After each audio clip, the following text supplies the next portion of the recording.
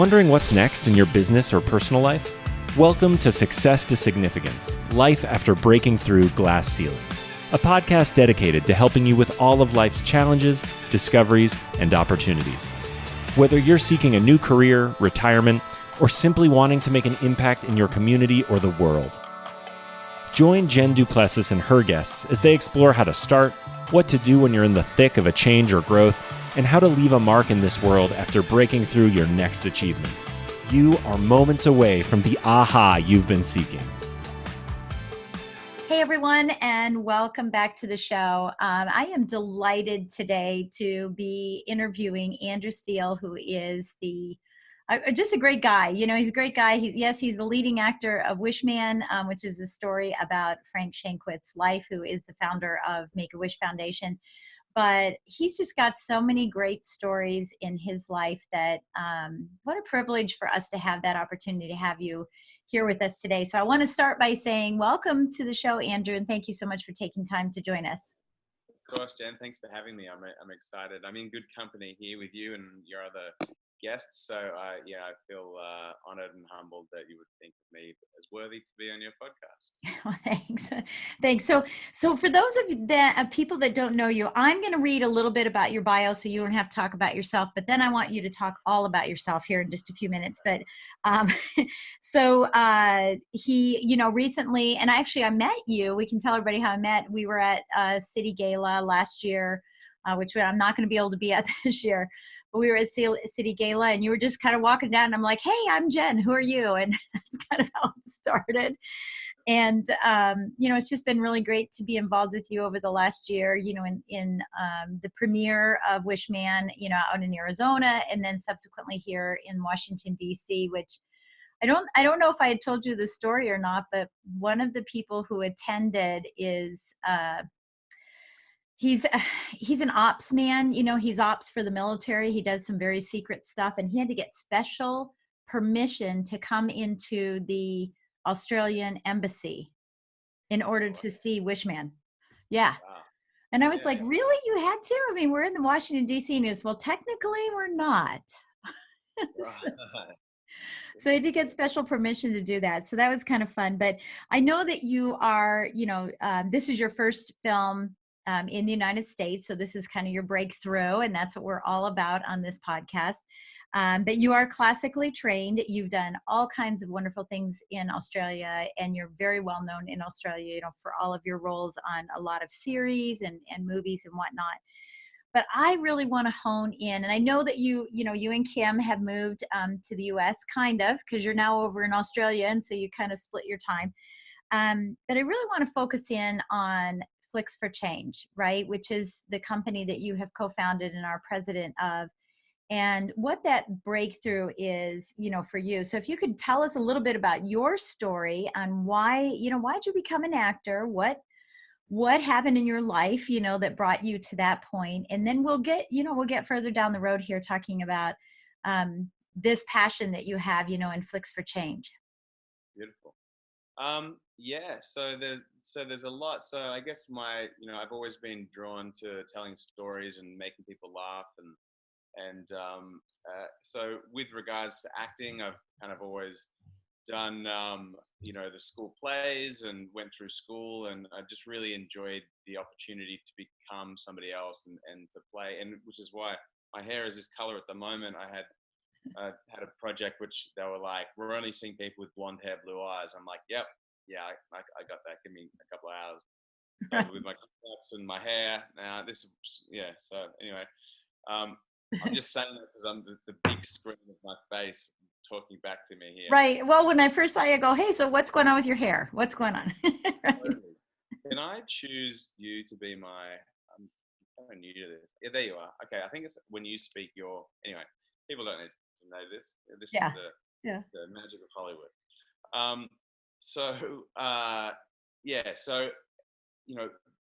went through acting school. I did 6 years of full-time study and was really trying to break through to that next level, and got a bunch of stuff in Australia, but always the US is kind of really where it's at. It's the mecca of film and television. So I packed up my stuff and head over to the big smoke in LA And you know, when I got off the plane, you know, I had these dreams of, you know, successful acting and all that kind of stuff. And I just saw how many homeless people there were, you know, on the streets. And, you know, I felt pretty helpless. And, you know, I was worried about getting an audition, and they're worried about something to eat or somewhere to sleep. I just kind of felt really small and powerless. And so it was kind of through that, and it was within a few months actually that I kind of thought I wanted to do something bigger than just be an actor. And that was why I had this idea to create a platform for humanitarian filmmakers to have their voices heard. So the way that kind of looked in my head was to create a film festival where you could show a whole range of different short films that that would talk on issues that spoke to, you know, positive change through the world. So Flicks for Change was born, and and so we basically invite all the nonprofits that work in the spaces that the films talk about to come and be part of the panel discussions, so that you know, our audience can be inspired by the films on the screen, and then they can actually, you know, be given the tools to take action through connecting with the nonprofits. So that's something that's been a really big passion of mine, and it's been really beautiful to introduce myself to these people, to not only to the filmmakers and the actors and the people involved with the movies, but to get to know the hearts of these, you know, people that, you know, are so forward thinking that they're running nonprofits and they're donating their time and their money and their energy. And that's what I've really found is Flicks for Change has kind of transformed me. I had an idea and I went with it, and then I kind of, through the process of the last, I think, 3 years that we've been doing Flicks for Change, I've noticed myself pick up my vibration and improve as a human being, which is amazing, because, you know, I've definitely still got flaws and had flaws, and, you know, certain things I'm doing in my life to change, you know, who I was, or the idea of who I am. And it couldn't come at a better time now that, you know, I'm getting opportunities in film and kind of being, you know, introduced to the world. I'm glad it's happening now, and it didn't happen, you know, a few years ago. Yeah. So yeah, thank you so much for sharing that story. So yeah, so I'm curious about a couple things. One is there homelessness in Australia that, or not? I mean, what made you really pick up on this homelessness? Or is it just that, you know, LA has a lot of homelessness? I mean, if you're going to be homeless someplace where it's not cold, right? But was it just a culture shock for you, or where did that come from that it made such an impact? Yeah, I mean, I think there might be better welfare in Australia. So people have, you know, a thing called the dole. So if you don't have work, you can go to a place called Centrelink, and they give you, you know, money and, you know, affordable housing and all that kind of stuff. And potentially, because LA, it's warm, it's a place that, you know, in the States, if you're homeless, you could get on a bus and get to LA, and, you know, anything can happen. That might be an idea that people have. So I think LA is particularly, due to the climate and due to its positioning and the kind of global, you know, how people see it as Right. a place that more people probably go there. Also, the population of the US is a lot larger than Australia. So if there's one place that they're all, you know, the homeless are heading to, probably LA Right, is. just by the sheer numbers. Yeah. Yeah, so that's Yeah. interesting. Wow. I think that's good. And you know, and I commend you for that too, because you know, so many people could be just, you know, have the blinders on and say, you know, I'm here for me, I'm going to be successful, and so I don't really care about anybody else. So I commend you for that. So let me ask you about this, and then, you know, if we talking about Wishman, because I know Wishman, you know, is a Flicks for Change kind of movie, right? And where it's that humanitarian, and you know, where people have really worked their butts off for years and years to make a difference to people and make an impact in the world. Did you get introduced to Frank and, you know, all the producers of that movie because of Flicks for Change, or was that sort of afterwards you're like, wow, this kind of aligns with this, and this is neat. So how did that kind of unfold as it relates to, what you're doing in Flicks for Change? Totally. Well, believe it or not, I was at an event called City Gala, and so it was actually one of the precursors. It was happening at a smaller venue, and it was just introducing some of the speakers that were going to be on that year. So Greg Reed was hosting it. Greg is the producer of Wishman. Okay. Frank Shankwitz was being interviewed, and they were talking about Make a Wish, and I actually only just had the idea for Flicks for Change, and I was in the process of getting a team together, or talking to people about making the idea more than just an idea, but actually a thing. So I find that once you start telling people that it's going to happen, your word being your bond, you kind of got to start moving on that. So I met a lot of incredible people that night. But 3 of note. First one was a filmmaker who I told about Flicks for Change, and he told me about this film that he had called Leap, which is about taking the leap of faith in changing a career or changing anything about your life.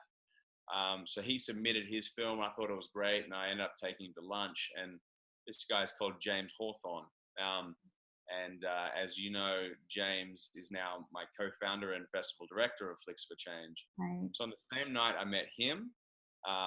And I also met Greg Reed, who's the producer of Wishman, and I met Frank Shankwitz on that night.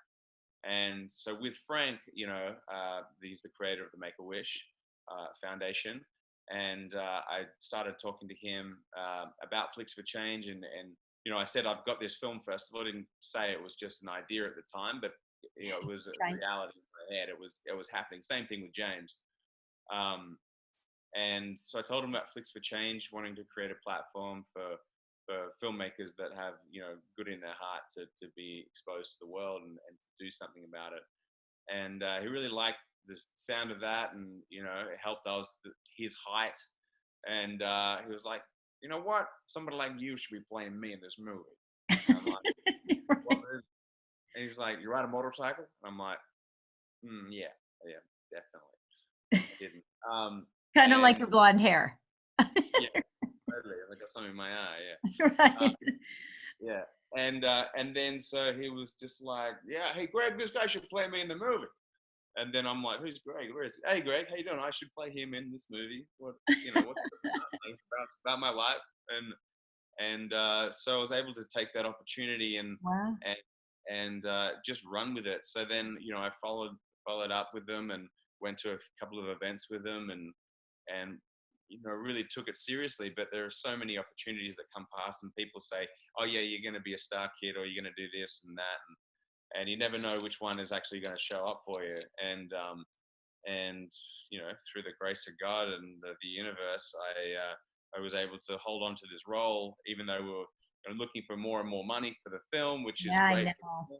But then when you're somebody with limited amount of credits, you don't want too much money coming in, because then the people giving the money is like, hang on, why have we got this person? Right. Why don't we have that Damon in the lead? Who was offered the role as well, actually. Wow. So thank you, Matt, for turning that down. So that's how I met Frank. So at City Gala, and everything has changed in the last 3 years because of that. Yeah, I love it. And I love that, that's so great. Isn't it great? I love how the universe pulls everybody in. I just think it's wonderful. So, and I didn't know how that story all kind of came out, because I just was, like, hey, hi. And in fact, I remember when I met you, I kept saying, well, can you do the voice? Can you do the voice? Because I want to know that, you were like, no, I'm not going to share the voice. Just because I was like, how are you going to talk like Frank? Because he's so, yeah. Anyway, I don't know. I haven't done it for a while. Yeah, no, I mean, I know that you did a lot of lessons for it too, but yeah, because he's, he just talks with such a draw, and he talks so slowly too. That's what's crazy too. So I wanted to ask you, now that you have done Wishman, are you seeing that you're being approached for and being stereotyped into, the roles for, sort of these independent films and things, or is this just opening up every single opportunity for you? Yeah, so look, independent films, that's an interesting question. A $25 million film is still technically could be an independent film, So Yeah.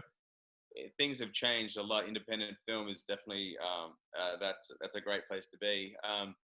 So, uh, yeah, it's definitely opening up a lot of opportunities, and coupling that with, being, president of Flicks for Change, I'm seeing a lot of really fantastic filmmakers, talking about issues that I kind of want to be involved with. So, Yeah. Flicks for Change, we focus on short films, but most directors that have a short film have got that feature that they're working on. It's in the back of their head.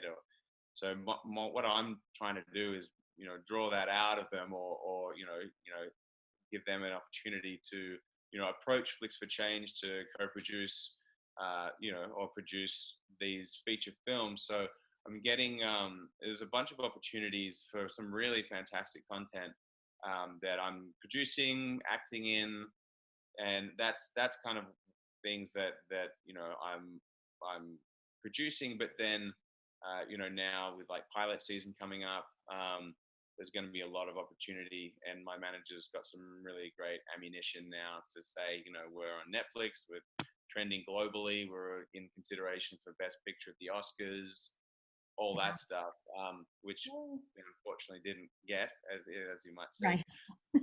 But that's, people say it's great to be nominated, but I think it's pretty great to be considered even. So, Yeah. that's Well, exciting. especially, your first film in the US. I mean, that, and such a film that just really struggled to get off the ground, not get off the ground, but get off the ground to produce. It was, because I know there were so many challenges financially with it, but, and look where it's gone, If you're trying to get somebody to hand over a couple of $1 million for anything, that's tricky. So, Yeah. particularly a film that's not necessarily something that's going to, bring a great return.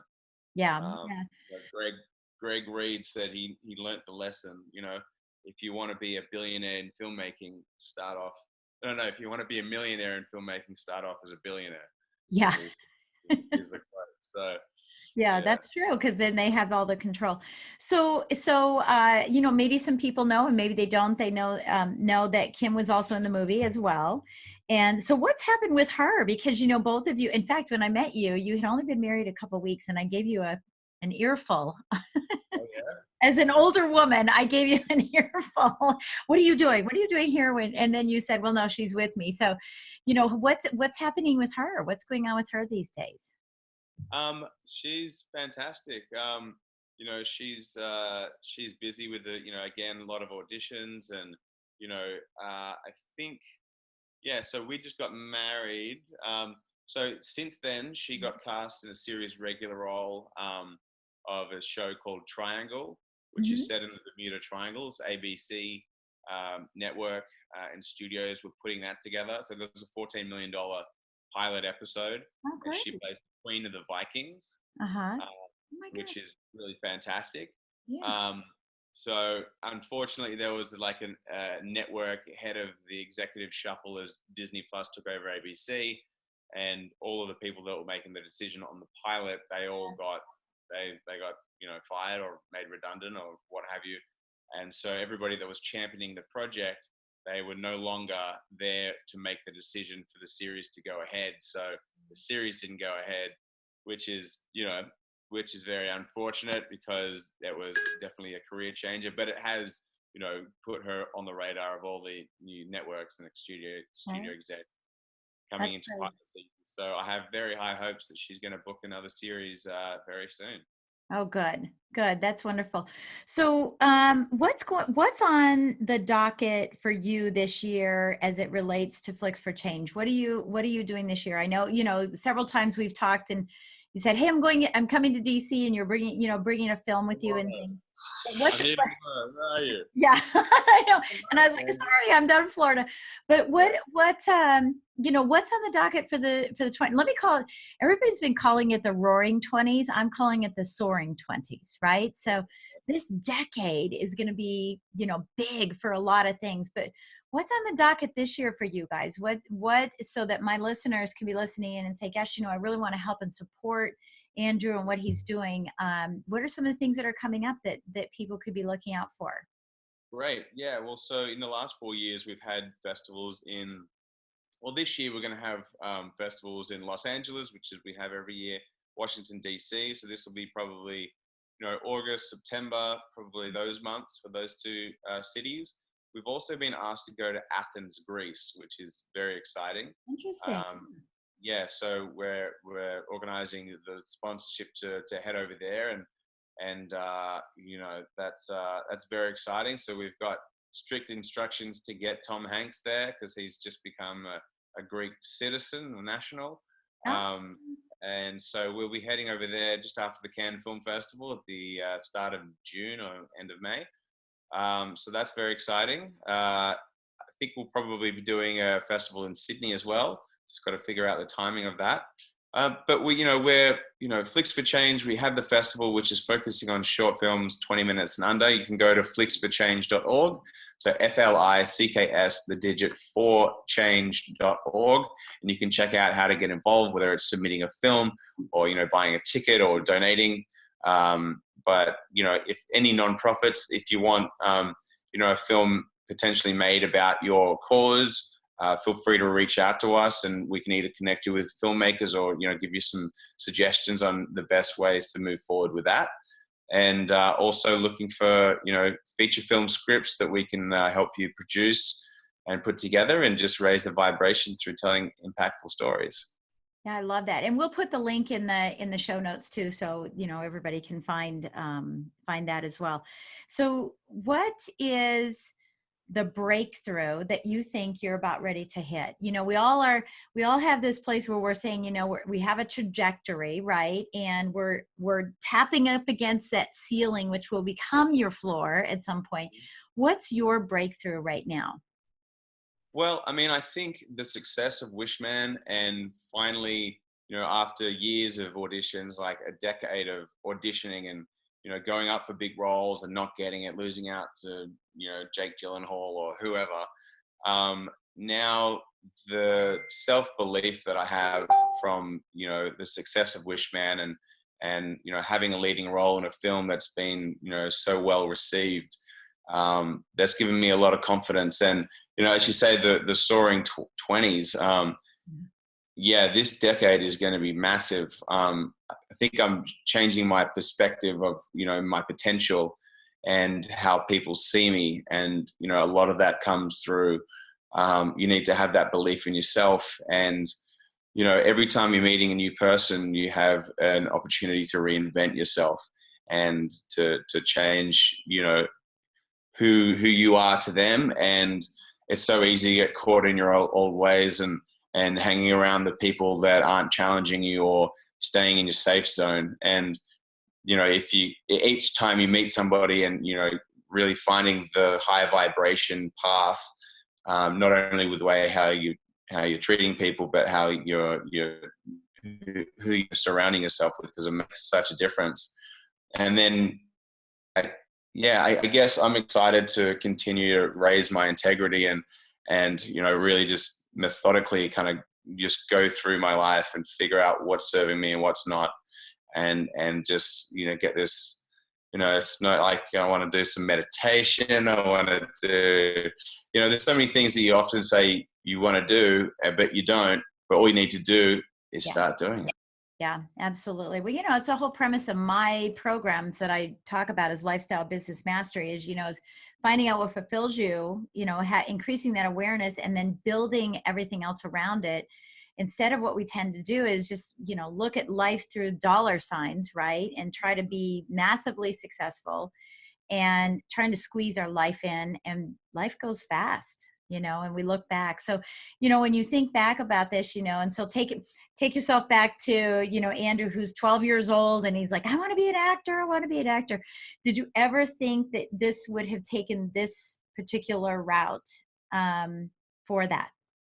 No, it's interesting. I always thought that there was something like this, but I didn't know it was going to be acting. I thought it might have been playing rugby, to be honest, at that stage. Okay, yeah. Yeah. So, I always, had the excitement of something big. But yeah, it's kind of pinching myself because, as I say, you have a decade of, questioning yourself and saying, am I on the right path? And then you get these kind of wins and the sliding doors of meeting Frank that night, and meeting James that night and Greg, like just that one night changed everything. And that was 3 years ago. And now it's like, okay, now I'm set up for a really massive new decade. And I've got blonde hair, and so anything can happen at any minute, Right. At least for a couple of weeks, you have it until you find out what's going on. Right? Going back today, I think. Actually. Yeah, I love that. No, you're right. It's Darren Hardy. He's like a Tony Robbins. He's one of my mentors, and he says, it's these seemingly insignificant changes that can have the biggest impact in your life. And he always shows a picture of an elephant. Asking, has anybody been bit by an elephant? And everybody's like, no, I haven't. Well, have you been bit by a mosquito? And yeah, plenty of times, right? It's those little things that can change things. And that's what you've done here today, because, someone listening to you says, I can make change, and I can move myself from, being successful and it's all about me into the significance of helping and making an impact in other people's lives and being happy and fulfilled all along the way. So I just want to say thank you so much for taking time today and sharing that story. And I love what you said at the very end as well, and how it's really changed you, and, how we grow. We are constantly growing. So I want to say thank you so much for taking time with me today and sharing this with my audience. And, I want to tell the audience too, go to Flicks for Change, see what you can put together for to help him. What I did last year was just, when you were coming in town for Flicks for Changes, I just corralled people to come to fill the room for you. So if that's all you do to help Andrew in his efforts, that's going to mean a lot to him. Totally. And also check out Wishman on Netflix. It's ready to go. Yeah, I'm going to put that link there too. Don't worry. I'm going to have that. I was just telling Andrew before we went live, my husband and I just watched it the other night, or maybe, 2 nights ago. And I said, I'm interviewing Andrew. And he's like, you are? And he goes, but I just wanted to watch it again. So it's just so fun to watch. And it's just such a great little story. And there's just all kinds of little innuendos there. And it's really wonderful. So I just want to say thank you so much. I wish you all the best and all the best, success. And hopefully I'll run into you, this year at Flicks for Change or someplace else. I won't be at City Gala, but, City Summit Gala, but hopefully I'll run into you someplace else. But I wish you all the best. And I hope you get this role with that blonde hair. Yes, fingers crossed. Thanks so much for having me. It was an absolute pleasure. And yes, I look forward to bumping into you in Apoya somewhere soon. All right. Sounds good. Thank you. You've been listening to Success to Significance with Jen du Plessis, the #1 podcast for people wanting to give more value and make an impact. Loved this episode? Be sure to subscribe right now at www.jenduplessis.com/S2S for more stories, strategies, and thoughts to help you gain significance and success. And if you like what we're doing, don't forget to give us a rating and review so we can continue to bring you the best content possible. Join us next week for another breakthrough episode. Thank you for listening.